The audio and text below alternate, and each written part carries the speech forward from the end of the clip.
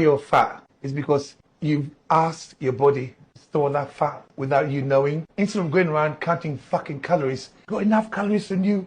Teach your body to use that. Those motherfuckers are lying to you about calorie counting. Stop counting your calories. Teach your body how to use this. How to do that by control insulin. That's why I wrote that fucking fat loss book. There's a difference between confidence and competence. This guy demonstrates a great deal of the former and not much of the latter. You do not need to count calories to burn body fat. That's a straw man argument because of course you don't. I don't recommend calorie counting or macronutrient tracking for 90% of my clients. There are many ways to create an energy deficit and you don't need to track calories if you don't want to. But the idea that you can simplify fat loss to, just control your insulin is simply wrong. This isn't a matter of opinion. This isn't what I think. It's simply incorrect. If insulin control was all that stood between you and fat loss, all the bodybuilders and fitness models who use exogenously administered insulin at high doses would be fat now, wouldn't they? They'd be walking onto the stage soft and flabby. But no, they look like this. Conversely, all the type 1 diabetics whose pancreases literally cannot make insulin would be able to lose all the body fat they want, irrespective of how much they eat. But what happens if a type 1 diabetic doesn't get insulin? They die.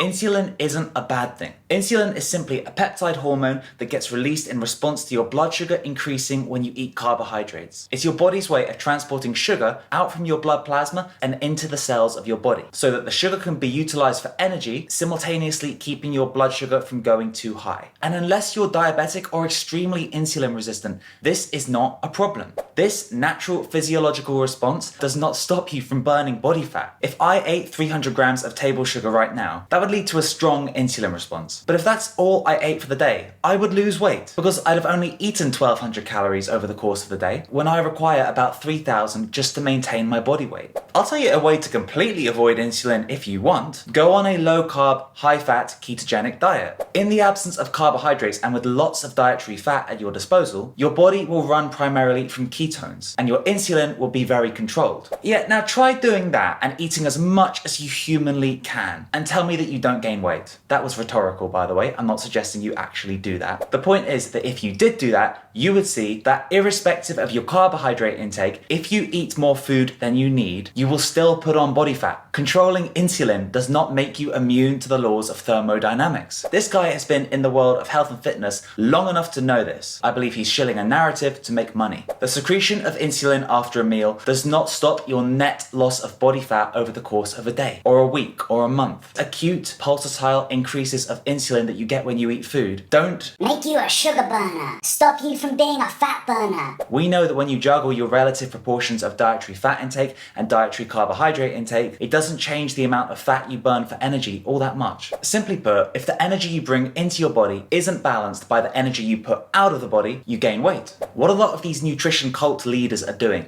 is isolating one component of nutritional health and acting like it's the only thing. And the peak of this is the demonization of carbohydrates as the bad foods. Carbohydrates increase insulin. Insulin stops fat burning. Without carbohydrates, you become a better fat burner. Yeah, all of this. This is failing to see the wood for the trees. Yes, eating way too many carbohydrates will increase your blood sugar, will increase your insulin. That can lead to negative effects. But hey, eating too much protein will increase mTOR and IGF, perhaps putting you at risk of developing cancer. And eating too much fat reduces flow-mediated dilation, constricts your blood vessels, and makes you more insulin resistant. So I guess all three macronutrients are bad. All food is bad. We shouldn't eat anything. No. Context matters. Insulin is only bad in the context of an insulin-resistant individual eating way too much food and dietary carbohydrate altogether. You including starches as a component of your main meals, or having some oats as part of your breakfast, or having a fruit smoothie is not a problem. Does it increase insulin? Yes, as it should. That's exactly what we want to happen. His assertion that it's not about calories, it's about controlling insulin is bollocks. People are making nutrition way more complicated than it needs to be, especially the influencers who stand to benefit from these ideological positions that they can sell to you. That's why I wrote that fucking fat loss book. Get it? Insulin's not the problem, inaction is the problem. Lack of dietary consistency is the problem. And videos like this are definitely the problem.